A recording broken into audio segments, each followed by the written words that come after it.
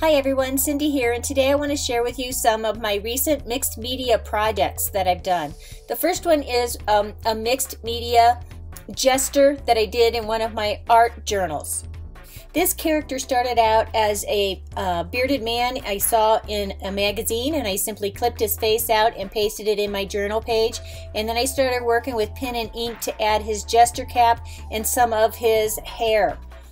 So the next medium I added in was some rubber stamping ink. In this case I used clear embossing ink, and then also added some soft pastel color on top of it.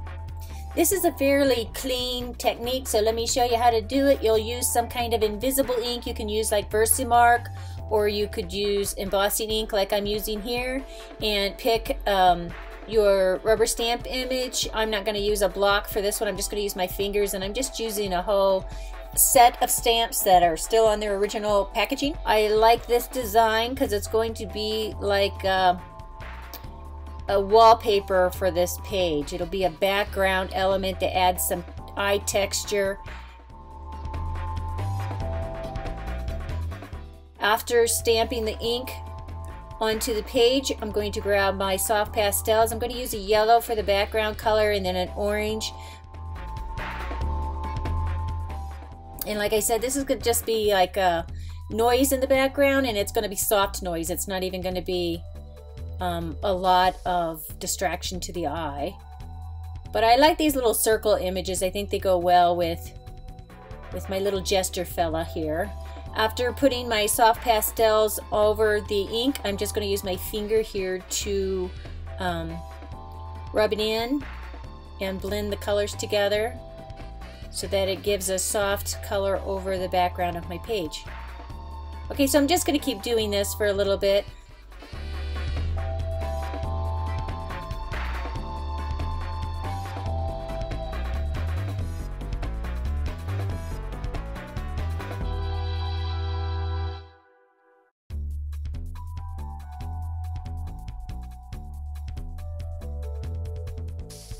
In the end, you won't even see these images all too much. I just want it to be give it a little bit more character on the page instead of a white background. Switching back to pen and ink now. But the thing to remember when you're mixing your mediums is sometimes you need to protect your one medium from the next so that they don't mess things up. So in order to do that, I used my heat gun to dry the embossing ink, so that I would not be working on a wet surface. And I used a fixative spray to keep the soft pastels from smearing. And if you're concerned about those products, you can always use like a piece of tracing paper I've got here. I'm showing you how to use it. You just put it under your hand so that the product underneath and the oils from your skin don't mix and you don't smear any of your colors around. So back here with my pen and ink medium again, I'm just adding some textures, various patterns to the pieces and parts of my gesture. Adding in another medium, this time my favorite Prisma colored pencils. I really like using colored pencils in journal pages because I typically will have something in the background. And colored pencil is transparent enough that it'll let those pieces and parts show through as like a texture on your page. And I especially like it when I'm working in an altered book because I like that text to show through the colored pencils.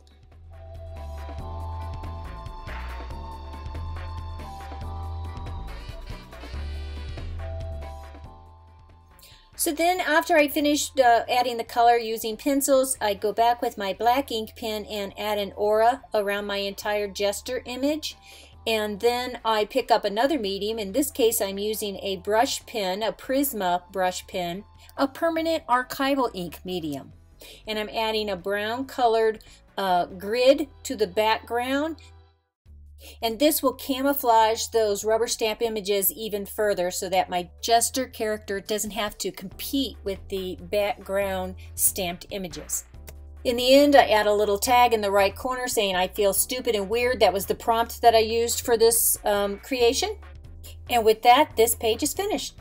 Now this next mixed media project was a set of ATCs, vintage Valentine's, and I wanted it to have a feminine feel to it. First, I just sketched out my ATCs, 2.5 by 3.5 inches on a piece of sketch paper and added a rubber stamped image. That was my first medium used. Then I used watercolor crayons to create the distressed edges. Let me show you how I did it. I used a peach, kind of an off-white color, to just scribble the medium along the edges of my ATC. I'm going for kind of an old, dingy paper look here.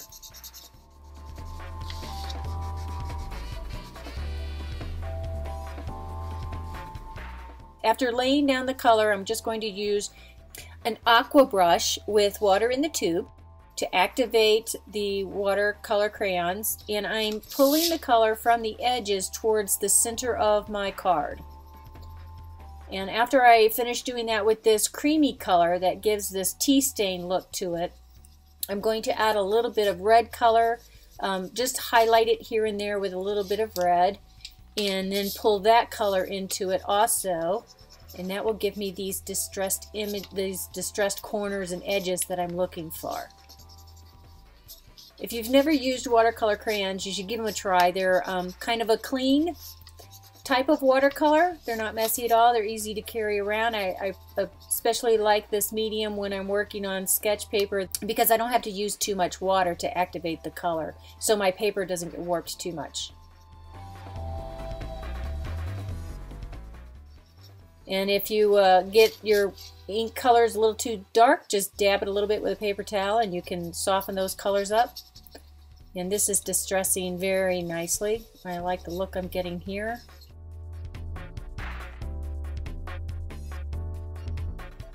So the next medium I'm going to add in here is a water-based marker. This is a dual tip, and I'm using the brush end to add a deep, rich color to some of the patterns that's in this rubber stamp that I used. This is a repeat pattern art project, so I'm repeating the circles along the inside of this stamp to make bead looking shapes. Now here's where I am on the project now. And then the next step I did was I used the same medium, that dual brush marker, but I used the fine tip edge this time, and I'm adding an aura all the way around my heart stamped image, and I'm going to make it a double aura because I want to add some additional color inside the two lines of my aura to give this card a little bit more depth. Right now it's a little too shallow. I need some deeper colors in it. So as I did that, I realized that I've got too big of a shape at the bottom and not enough shape up at the top, so I want to add another stamped image. So I'm just going to go back to the same stamp image I used before. So over here in my book, these are all stamps that have to do with love and romance. And so I pull this out.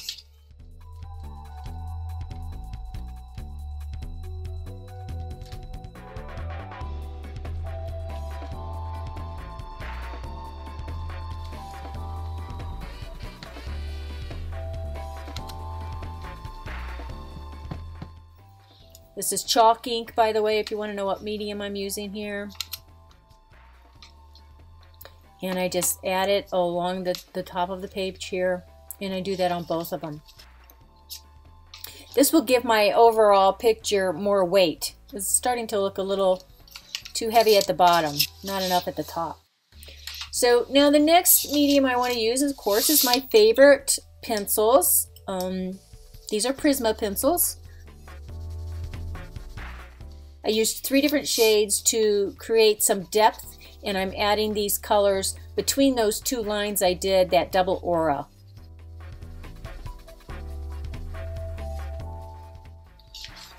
So here's what they look like. You can see kind of a before and after. One set's already done, one set I haven't accomplished yet.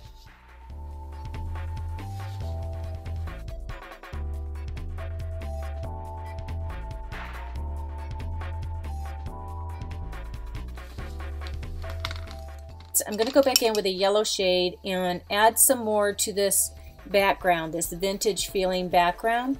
I don't want that to be too white. It would be too stark and too bright. So I'm trying to dull the background a little bit more to give it that aged look. And here's the results of that. Now I go back in with my pen. This is the first time I'm using the pen and ink media on this project, and I really like the black ink against the red and the white and the yellow because it has such a strong contrast. So I just filled in some of the shapes that were already in the heart, added my own doodle shapes in there, and there they are. That's what they look like at this point. So I'm ready to do some 3D elements. I want to add a medium that has some softness to it, so I'm going to add a ribbon since I'm trying to make this kind of feminine. And this is how I pick out my ribbons. I just kind of go through the stash until I find something I like.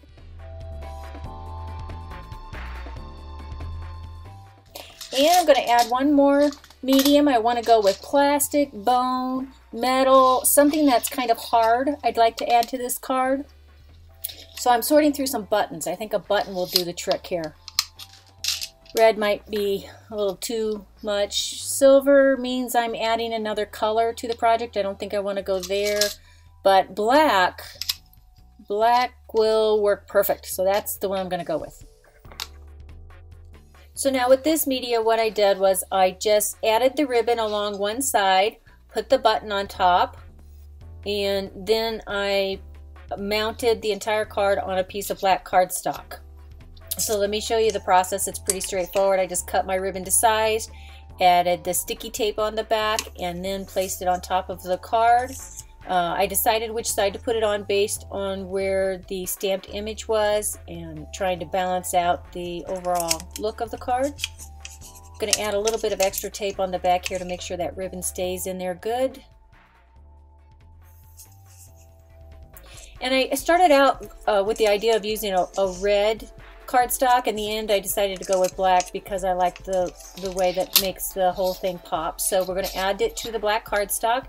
And my cardstock has a couple of purposes. It's a very important piece to this project. For one thing, it adds the strength necessary to make this a stable piece of art.